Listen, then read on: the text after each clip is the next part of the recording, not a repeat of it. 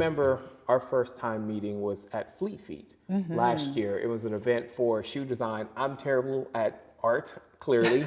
My shoes look like straight garbage, but it was you and your daughter there that was doing the event, which I thought was interesting. And there was the way you presented her and presented the event, there was a spirit of uplift with you. And that was the word choice that came to mind when I thought of you and your impact into the various aspects that you do, whether it be Sports Commission, with the Cap City half, and helping bring Black Girls Run here as well with the Cap City team. But my question to you first off would be, what does uplift mean to you?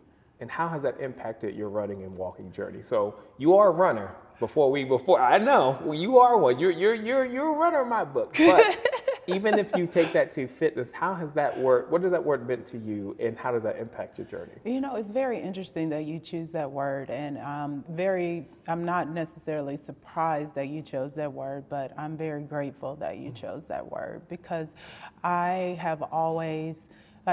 Because I'm a large woman, I'm 6'1", you know, and my grandmother always told me, you know, you can be a bully or you can be a gentle giant. It's just always up to you, you know. And then when I started playing basketball, I had a coach that said to me, you know, sometimes people don't need to be beat down. Sometimes they just need to be uplifted. And so those are continual themes that have run through my life of, if I see someone who is in need or who is hurting, you know, my first instinct is, how can I help? How can I uplift them? And that really, really carried on to my parenting journey. You know, I parent from a very positive lens. There's absolutely nothing my daughter says that she wants to do that I don't say, all right, let's try it. Oh, for sure. Okay, let's try it. So that's a very interesting word for me. And I think if we were to just kind of go back over my life, you could probably find hundreds of examples of me behaving in that manner. There was something you said that really tied it home to me. When we had the Black Girls Run meetup last year, they had the big party. Of course, we was out there cutting on the floor, but you were on stage and you were talking about your involvement and stuff, but you talked about your personal journey and your own fitness and how that became to, you were encouraging the crowd. It wasn't like, hey, I'm glad you're here, I'm doing this. You said it in the sense to say, if I can do it, you can do it too. And I'm out in the audience and just seeing them, the encouragement, you could feel it in there. You got all these women in there just hearing your story, hearing your journey. And it was really cool to watch them receive that. Yeah. So go ahead, I'm sorry. Yeah, I am pretty fortunate in that sometimes the work that I do parallels with my own life. And so, you know, when David said, hey, listen, we are bringing Black Girls Run, we really want you to travel with us to their biannual conference, Sweat With Your Soul. I was like, oh yeah, it's another work event, of course, yes, I'll go. But when I got there, I was so changed. I was so changed. They had different workout classes that you could try. So I think I did Zumba, I did yoga, I did like hip hop something. You know, the weekend passes and you've done 10 workout classes in one weekend. Oh my God. And you're having a blast doing so. But it was also the educational sessions, sitting there listening to someone who looks like me talk about our specific health journey and our specific body type and things that we should be doing, and you know, why diabetes is rampant in our community. All of those things changed me, and it made me come back home and reevaluate my own personal journey to fitness. So it was just a natural reaction when they showed up in Columbus a year later for me to say, hey, listen, your organization is phenomenal. It changed me, and it can change you as well. I didn't know the backstory to that, and that's interesting how just sometimes planting seeds like that really can inspire so much change in our individual lives. And that kind of goes to my next question then is, how would you describe or encourage others to uplift their people in their lives? So if they, no matter what's going on, you said it best, we can bully or we can uplift. What would be some things that you employ to help keep that spirit into, whether it be your work or your personal life? How you really employed that?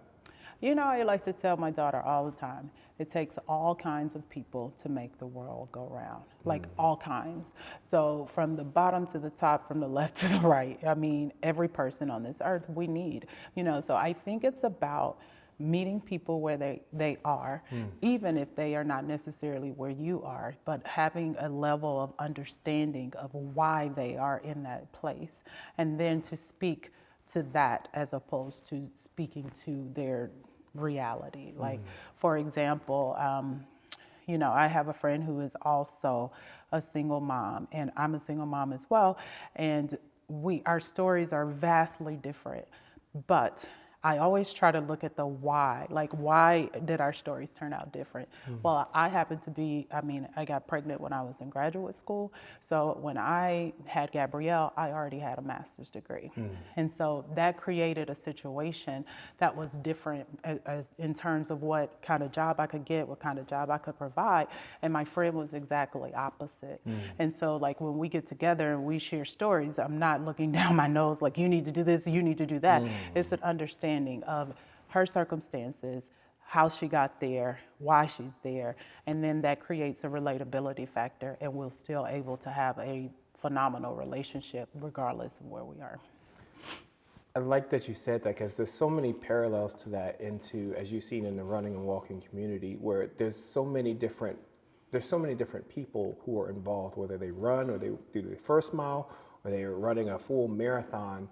I think that's important for us as a community to continue to meet them where they are and help them be successful at where they are. Not everyone has the same background. We talk about it a lot of times in the different spaces where people kind of compare themselves often to the, you know, this person is so fast, this person is so slow, or it doesn't matter.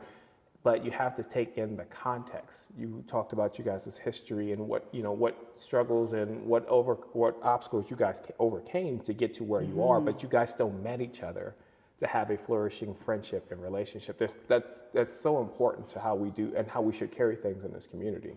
Absolutely, and I can tell you this, I do not consider myself a runner. I am on my 5K journey. Look, I mean, I'm just saying.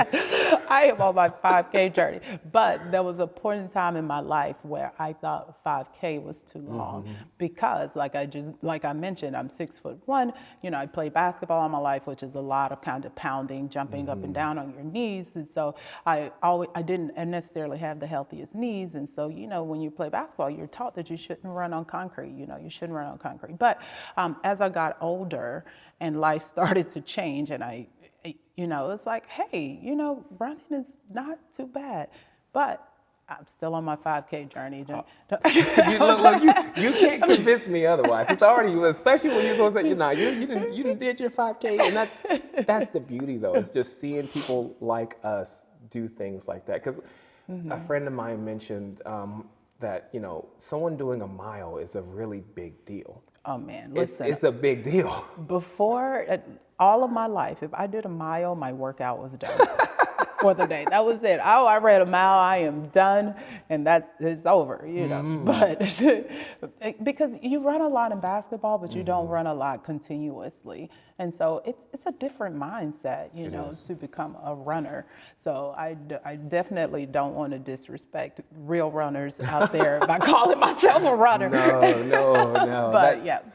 That's the beauty of it. And I think we need more people like you, though, out in the community. I think there's sometimes such a stigma to running to where I can't run that far. I've never gone that distance. But seeing people like you with a different background and finding the joy in it and finding it that, you know, you recognize that it's not easy, but you're out there still doing it, helps others realize that they can do it as well, which is a perfect segue into my last question for you is, say someone comes up to you for the first time. I'm sure we'll have that coming up for this season for Cap City. They've never ran before. They've never walked a mile or two before. What would be one thing you would suggest to them as they start to get into that journey? Oh man, I would suggest doing a little bit at a time, like going and getting on a treadmill and just walking a half a mile. I would also suggest to do it while you're doing something else that you enjoy. Like, I must admit, I am a Real Housewives fan. I ain't judging, I'm not Please judging. don't hold it against me. But a good episode of Real Housewives of Beverly Hills and Potomac on the treadmill at the same time, that mile goes a lot faster than you think it would go. So, learning to incorporate things I love while I'm on the treadmill was the only thing that got me through. My daughter plays college basketball, and sometimes I'll watch her games while I'm on the treadmill at the gym, because you're going to be distracted, and the next thing you know, you're kind of done. You're done. So for me, when I'm on the treadmill and I'm walking and there's nothing else distracting me, it is the longest mile on the planet. I totally understand that. But that's, again, perspectives like that.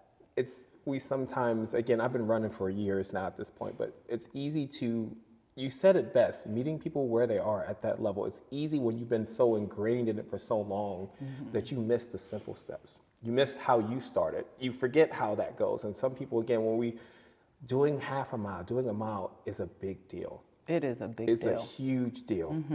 But when I tell you, it warmed my heart so much. Of course, meeting you first time at Fleet Feet, but then also seeing your involvement with Cap City and seeing you, I've been watching, like I said, Gabby has done shoes for me before, which follow her if those are watching. But but even then, you have done such great things in your different career. But my biggest aspiration and inspiration that I get from you is how you really uplift her and you uplift the people around you. Like it's uncanny to see how much support. And it's one thing to be, I'm at your side, but it's another thing when you really here, let me lift you up. Let me exemplify what you do. Let me honor you.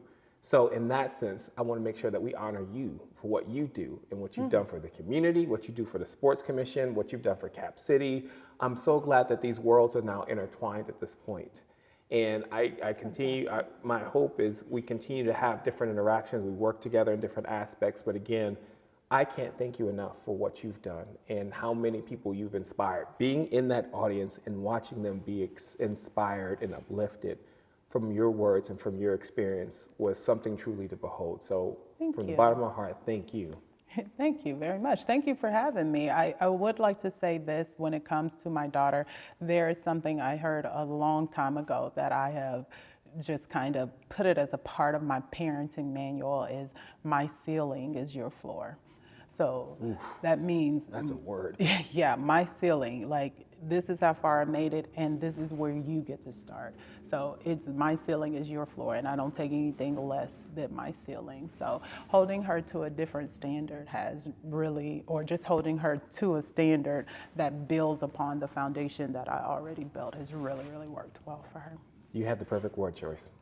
Just from that. I'm taking that with me, by the way. But honestly, thank you so much. I appreciate you. Thank you.